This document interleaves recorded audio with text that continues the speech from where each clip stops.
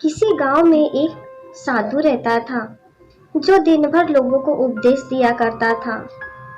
उसी गांव में एक नर्तकी थी जो लोगों के सामने नाचकर उनका मन बहलाया करती थी। एक दिन गांव में बाढ़ आ गई और दोनों एक साथ ही मर गए। मरने के बाद जब ये दोनों यमलोक पहुंचे तो इनके कर्मों और उनके पीछे छिपी भावनाओं के आधार पर इन्हें स्वर्ग या नरक दिए जाने की बात कही गई। साधु खुद को स्वर्ग मिलने को लेकर पूरा आश्वस्त था। वही नर्तकी अपने मन में ऐसा कुछ भी विचार नहीं कर रही थी। नर्तकी को सिर्फ फैसले का इंतजार था।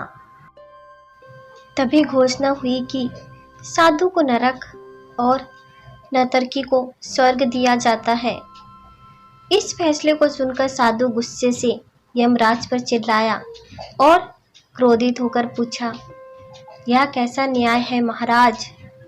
मैं जीवन भर लोगों को उपदेश देता रहा और मुझे नरक नसीब हुआ, जबकि यह स्त्री जीवन भर लोगों को रिझाने के लिए नाचती रही और इसे स्वर्ग दिया जा रहा है। ऐसा क्यों?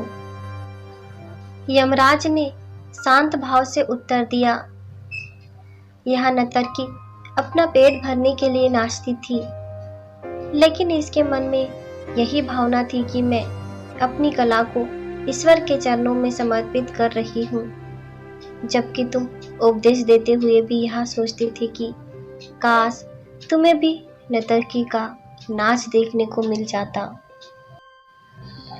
हे साधु, लगता है तुम इस ईश्वर के इस महत्वपूर्ण संदेश को भूल गए कि इंसान के कर्म से अधिक कर्म करने के पीछे की भावनाएं मायने रखती है।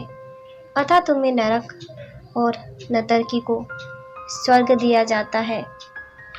मित्रों, हम कोई भी काम करें उसे करने के पीछे की नीयत साफ होनी चाहिए, अन्यथा दिखने में भले लगने वाले काम भी हमें पुण्य की जगह पाप का ही भागी बना देंगे।